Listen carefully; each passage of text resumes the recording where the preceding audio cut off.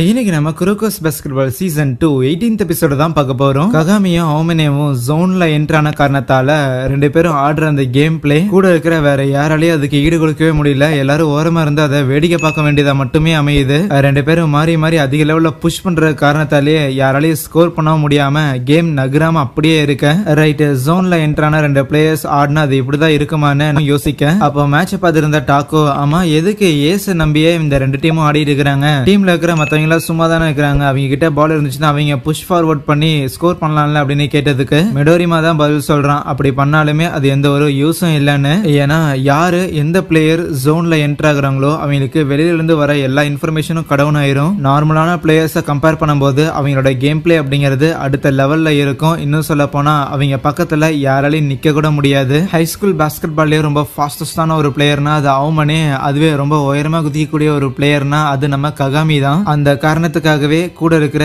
யாரு அவங்களை எதிர்த்து ஆடினாலும் அதெல்லாம் வேலைக்கே ஆகாது, ரிசல்ட்ங்கிறது எந்த விதத்திலையும் மாறாது. ஈவன் ரியோட்டாவோட சீனியர் அந்த கசாமா அவனும் இதே விஷயத்த தான் சொல்லிக்கிட்டு இருப்பான். ரியோட்டாக்கு எப்படி அவங்க இதை பண்றாங்க அப்படிங்கிற ஒரு எண்ணம் தோணாலுமே ஃபைன், அதை பண்ண வேண்டிய சூழ்நிலையில அவனுங்க இருக்கிறானுங்க, அதனால பண்றானுங்க அப்படின்னு யோசிக்கிறான். ஈவன் மோமோக்கு கூட சின்ன வயசுல இருந்தே இந்த அவுமனே பையனை தெரியும். அவன் எப்பப்பெல்லாம் தன்னோட ரொம்ப ஸ்ட்ராங்கான ஆப்போனன்ட்ஸை மீட் பண்றானோ அப்பப்பெல்லாம் அவன் பயங்கர எக்ஸைட்மெண்ட்ல சிரிக்க ஆரம்பிப்பான். அதே மாதிரியான எக்ஸைட்மெண்ட் இப்ப ககாமி கூட ஆடும்போது அவுமனேக்கு இருக்குதுன்னா அவுமனே பேக் டு த ஃபார்ம்ங்கிற மாதிரி முன்னாடி இருந்த மாதிரியே கேமை என்ஜாய் பண்ண ஆரம்பிக்கிறான். ஸ்டேடியம்ல இருக்கிற எல்லாத்தோட கண்ணையுமே இந்த அவுமனே அண்ட் ககாமி ரெண்டு பேரும் அவங்களோட கேம் பிளேவால கட்டி போட்டு இருந்திருக்காங்க. இது எவ்வளவு நேரம் நீடிச்சாலும் பாக்குறதுக்கு இருக்கிற எல்லாரும் தயாரா தான் இருக்கிறாங்க. ஆனா என்ன பண்றது, எதா இருந்தாலும் முடிவுக்கு வந்துதானே ஆகணும்னு அவன் நினைக்க அவுமனேவை தாண்ட ககாமியும் அங்க பாயிண்ட் ஸ்கோர் பண்றான். இன்னும் ஒரு 3 பாயிண்ட்ஸ் தான் டிஃபரன்ஸ். இன்னும் ஒரு 41 செகண்ட் பாக்கி இருக்க எல்லாரும் ககாமியை அப்ரிஷியேட் பண்றாங்களா. அதுவே அவுமனேவோட கேப்டனுக்கு ஒண்ணுமே புரியல,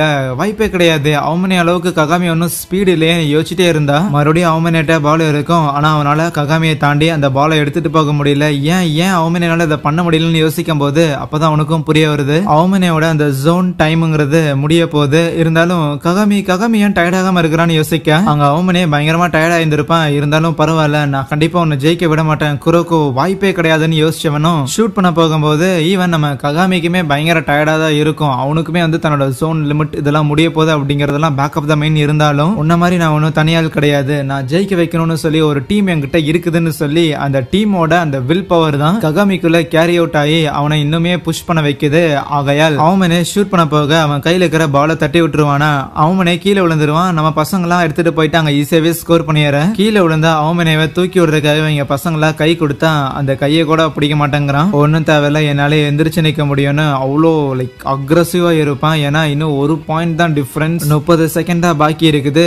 கிட்டத்தட்ட இந்த ரேஞ்ச் ஆஃப் பிரஷரை நம்ம அவுமனே ஃபீல் பண்ணதே கிடையாது. அப்போ அவுமனேவோட கோச்சுமே ஸ்ட்ராட்டஜியை மாத்தலாமான்னு சொல்லி டைம் அவுட் கேட்க போயிருந்திருப்பாரு. இருந்தாலும் அவுமனேவோட இந்த அளவுக்கு ஒரு அக்ரெசிவான ஃபேஸை பார்த்துட்டு இல்ல பரவாயில்ல வேணாம் அப்படின்னு சொல்லி கேட்காம விட்டுருந்திருப்பாரு. ஆனா இதை கவனிச்ச ஷுட்டோகோவோட கோச் டைம் அவுட் கேட்டு ஸ்ட்ராட்டஜி மாத்திருந்தாங்கன்னா ஈஸியா ஜெயிச்சிருந்திருக்கலாமேன்னு சொல்லும் போது அதுக்கு நம்ம ரீகாவோட அப்பா தான், நீங்க சொல்றது ஒரு விதத்துல உண்மைதான், பட் இருந்தாலும் சம்டைம்ஸ் ஸ்ட்ராட்டஜியோடவுமே எமோஷனுங்கிறது பயங்கரமா ஒர்க் அவுட் ஆகும். அதுவும் இந்த மாதிரியான என் கேம் டைம்ல கண்டிப்பா ஒர்க் ஆகும் தான் நானும் நினைக்கிறேன்னு சொல்லுவாரு. டோவோட பசங்களுமே நம்ம அவுமனே மேல பயங்கரமா நம்பிக்கை வச்சிருந்திருக்காங்க.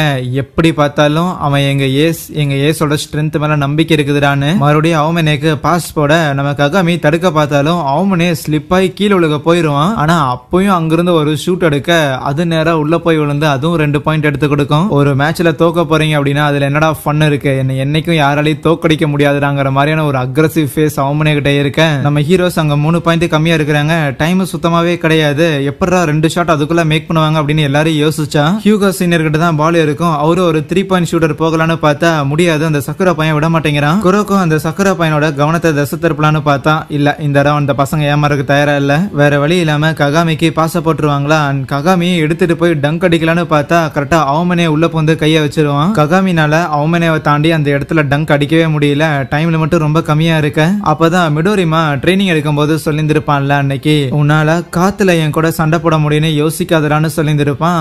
அதுக்காகவே காத்துல சண்டை போட முடியலன்னா என்ன பண்றதுன்னு ஒரு நாள் யோசிச்சதுக்கு அப்புறம் தான் அதுக்கான பதில் அவனுக்கு கிடைச்சிருந்திருக்கும். அந்த பதிலுங்கிறது தன்னால ஸ்கோர் பண்ண முடியலன்னா என்னன்னு நேரா நம்ம கியோசி சீனியருக்கு பாஸ் அனௌன்ஸ் பண்ண அவரு தடுக்கிறதுக்காக அந்த வக்காமட்ஸும் உயரமா குதிக்கிறான். ஆனா அவர் குதிக்கவே இல்ல, வெறும் ஃபேக் பண்ணிட்டு அந்த வக்காமட்ஸு ஏற்கனவே குதிச்சிருப்பான்ல, அவன் லேண்ட் ஆக வரும்போது நேரா நம்ம கியோசி சீனியர் மேலேயே இறங்குறான். அது ஒரு ஃபவுலாவும் மாறுது.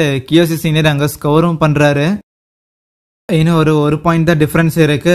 அதே ஒரு ஃப்ரீ த்ரோவும் கிடைச்சிருக்குன்னா ஃப்ரீ த்ரோ மூலமா ஒரே ஒரு பாயிண்ட் தான் அவங்களால ஸ்கோர் பண்ண முடியும். ஆனா அதே நேரத்துல கிளாக்லயே ஒரு டைம் இருக்குது. அதனால இது நல்லதுக்கு இல்லையே அப்படிங்கிற மாதிரி தான் மத்தவங்க எல்லாம் யோசிக்க. டோவோட பசங்களும் நம்ம ஹீரோஸ் டை பண்ண தான் முயற்சி பண்ணுவானுங்க. அதுக்கப்புறம் வர பால நம்ம எடுத்துட்டு போய் பாயிண்ட் ஸ்கோர் பண்ணி மேட்சை முடிச்சு விட்டுறலாம் அப்படின்னு தான் யோசிக்க. ஆனா நம்ம ஹீரோஸ் கிட்ட பயங்கர ரிஸ்கியான ஒரு பிளான் இருக்கு. கண்டிப்பா இந்த மேட்ச்ல ஒன்னா ஜெயிக்கிறோம் இல்ல தோக்குறோம். சோ ஜெயிக்கிறதுக்கு இருக்கிற ஒரே ஒரு வழிங்கிறது மேட்சை டை பண்ணாம த்ரோ பண்ற பால மிஸ் பண்ண வச்சு ரீபவுண்ட் ஆகும்போது அதை திருப்பி எடுத்து ககாமி அங்க ஒரு டங்க் அடிக்கணும். அது மூலமா தான் நம்ம ஜெயிக்க முடியும்னு சொல்லி கியோஷி சீனியரை தான் இந்த ஃப்ரீ த்ரோவை எடுக்க வைக்கிறாங்க. வேணுனே உள்ள போகாத மாதிரி அந்த பாலை போட்டிருந்திருக்க ரீபவுண்ட் ஆன பாலை நம்ம ககாமி கையை விட்டு எப்படியோ எடுத்துறான். பட் டங்க் அடிக்க விடாம நம்ம அவமனே அதை தடுக்க, அவமனையோட ஸ்ட்ரென்த் தான் அதிகமா இருக்கு. அதனால பால் அப்படியே தெரிச்சு போய் ஆப்போசிட் போக ஆரம்பிக்குதான். பால் எடுக்கிறதுக்காக பயங்கர சந்தோஷத்தோட டோவோட கேப்டன் ஓடி வந்தா அவனுக்கு முன்னாடி நம்ம குறுக்க ஓடி போயிட்டு இருக்கிறான். டோவோட கேப்டனுக்கு ஒண்ணுமே புரியல.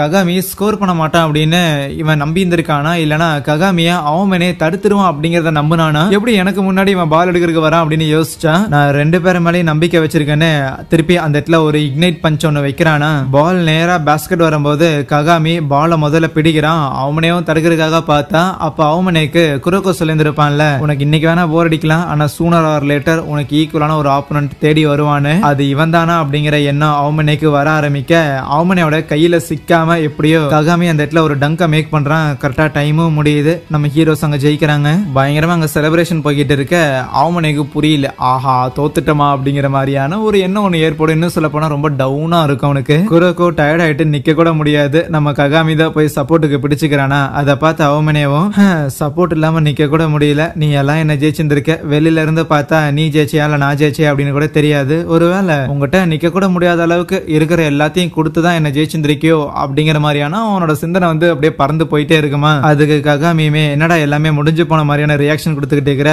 இப்போ ஒரு தடவை தானே தோத்துருக்க, இன்னும் உன்னை நான் ஏகப்பட்ட தடவை தோக்கடிக்கணும்டான்னு சொல்லும் போது அவமனைக்கு சிரிப்பு வரும். அப்போ குரோக்கோவும் அவமனை கிட்ட உனக்கு ஞாபகம் இருக்கான்னு ஒரு ஃபிஸ்ட் பம்ப் ஒன்னு கேட்பான். ஏன்னா கடைசியா அவமனைக்கு ஒரு மேட்ச்ல பாதியில ஆடிக்கிட்டு இருக்கும் போதே பெருசா இந்த கேமே ஆடணுங்கிற விருப்பம் இல்லாம போயிருந்திருக்கும். ஆனா அந்த மேட்ச்ல குரோக்கோவும் அவமனையும் அந்த ஃபிஸ்ட் பம்ப் வச்சிருந்திருக்க மாட்டாங்க. ஆகையால் கமான் அப்படின்னு சொல்லும் போது அவனும் ஃபிஸ்ட் பம்ப் பண்ணிட்டு, இந்த ஒரு தடவை தான் நீ ஜெயிச்சிருந்திருக்க, அடுத்த தடவை அவனும் வாய்ப்பு இல்லை அப்படின்னு சொல்ல, அதே நேரத்துல ஜெனரேஷன்ஸ் ஆஃப் மிராக்கிள சேர்ந்த அந்த எல்லா பிளேயர்ஸோட பார்வையும் சேரின் மேல இருக்க அங்கே இந்த ஒரு எபிசோடையும் முடிக்கிறாங்க. So yeah, thank you.